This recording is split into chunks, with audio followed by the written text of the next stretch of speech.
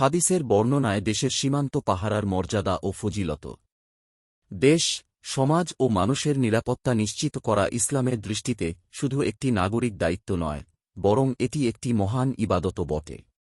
মানুষের জীবন, সম্পদ, স্বাধীনতা ও রাষ্ট্রের সার্বভৌমত্ব রক্ষায় যারা সতর্ক প্রহরায় নিয়োজিত থাকেন, ইসলাম তাদের জন্য ঘোষণা করেছে বিশেষ মর্যাদা ও বিরাট সোয়াবের সুসংবাদ। ইসলামী পরিভাষায় সীমান্ত ও জনপদ রক্ষার উদ্দেশ্যে শত্রুর অনুপ্রবেশ প্রতিরোধে সতর্ক অবস্থানে থাকাকে বলা হয় রিবাত। কুরআন ও হাদিসে এই আমলের এমন সব ফজিলত বর্ণিত হয়েছে, যা অনেক নফল ইবাদতের চেয়েও অধিক মর্যাদাপূর্ণ। কোরআনে সীমান্ত পাহারায় সতর্ক থাকার নির্দেশ। মহান আল্লাহ তাআলা বলেন, হে মুমিনগণ! তোমরা ধৈর্য ধারণ করো, ধৈর্যে অটল থাকো, সীমান্তে ও প্রহরায় নিয়োজিত থাকো এবং আল্লাহকে ভয় করো, যাতে তোমরা সফলকাম হতে পারো। সূরা আল ইমরান, আয়াত 200। মুফাসসিরিনে কেরাম বলেন, এ আয়াতে মুসলিম সমাজ, রাষ্ট্র ও জনপদের নিরাপত্তা নিশ্চিত করার জন্য সতর্ক ও প্রস্তুত থাকার নির্দেশ দেওয়া হয়েছে। রাবিতু শব্দটি সীমান্ত পাহারা ও নিরাপত্তা রক্ষার গুরুত্বের প্রতি বিশেষ ইঙ্গিত বহন করে। একদিনের সীমান্ত পাহারা দুনিয়ার সবকিছুর চেয়েও উত্তম। সাহল ইবনে সাদ রাদিয়াল্লাহু আনহু থেকে বর্ণিত, রাসূলুল্লাহ সাল্লাল্লাহু আলাইহি ওয়াসাল্লাম বলেছেন, আল্লাহর পথে একদিন সীমান্ত পাহারা দেওয়া দুনিয়া ও এর ওপর যা কিছু আছে তার চেয়েও উত্তম। সহিহ বুখারী, হাদিস 2892। দুনিয়ার বিপুল সম্পদ, ক্ষমতা ও ভোগবিলাসের সঙ্গে তুলনা করেও সীমান্ত পাহারার প্রকৃত মর্যাদা প্রকাশ করা সম্ভব নয়। হাদিসটি এই মহান আমলের অসাধারণ ফজিলত স্পষ্টভাবে তুলে ধরেছে। একদিন এক রাতের প্রহরা এক মাসের ইবাদতের চেয়েও শ্রেষ্ঠ। সালমান ফার্সি রাদিয়াল্লাহু আনহু থেকে বর্ণিত, রাসূলুল্লাহ সাল্লাল্লাহু আলাইহি ওয়াসাল্লাম বলেছেন, আল্লাহর পথে একদিন ও এক রাত সীমান্ত পাহারা দেওয়া এক মাস রোজা রাখা এবং এক মাস রাতভর ইবাদত করার চেয়েও উত্তম। সহিহ মুসলিম, হাদিস 1913। এ হাদিস থেকে বোঝা যায়, মানুষের নিরাপত্তা নিশ্চিত করার জন্য আত্মনিবেদিত দায়িত্ব পালন অনেক সময় দীর্ঘ নফল ইবাদতের চেয়েও বেশি সোয়াবের কারণ হতে পারে।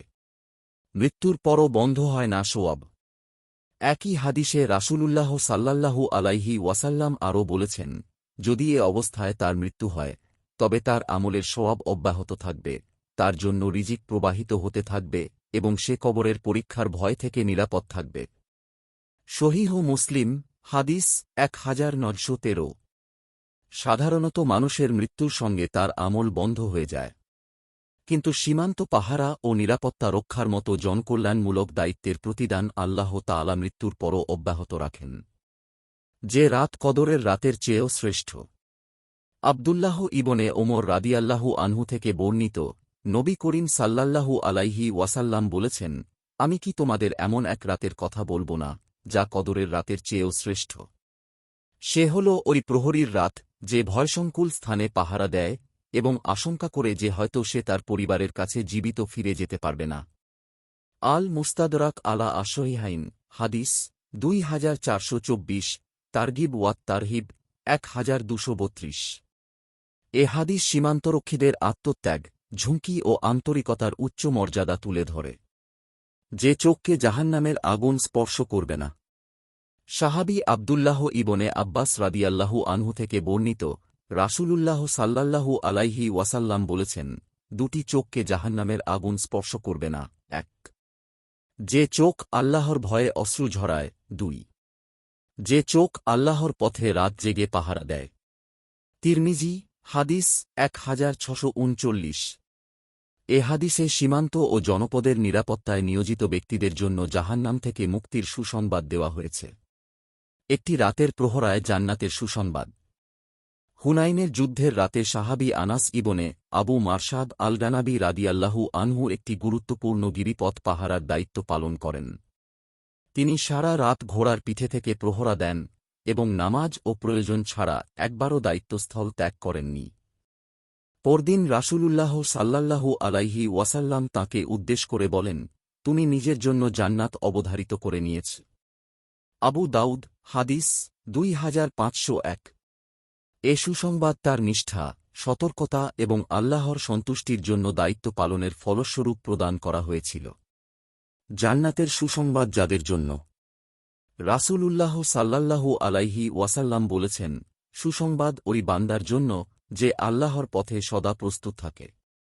তাকে পাহারায় নিয়োজিত করলে সে পাহারায় থাকে, আর পেছনে রাখলে পেছনেই থাকে। বুখারী 2887। বর্তমান প্রেক্ষাপটে আমাদের শিক্ষা।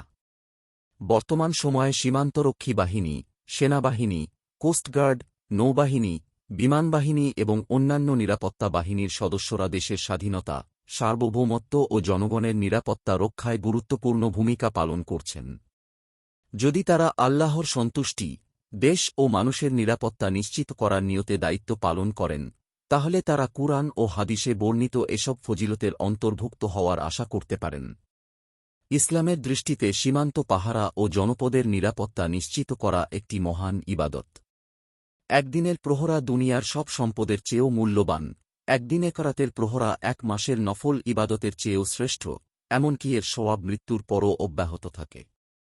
যারা দেশ, সমাজ ও মানুষের নিরাপত্তার জন্য নিজের জীবনকে ঝুঁকির মুখে রেখে দায়িত্ব পালন করেন, তারা নিঃসন্দেহে বিশেষ সম্মান ও মর্যাদার অধিকারী।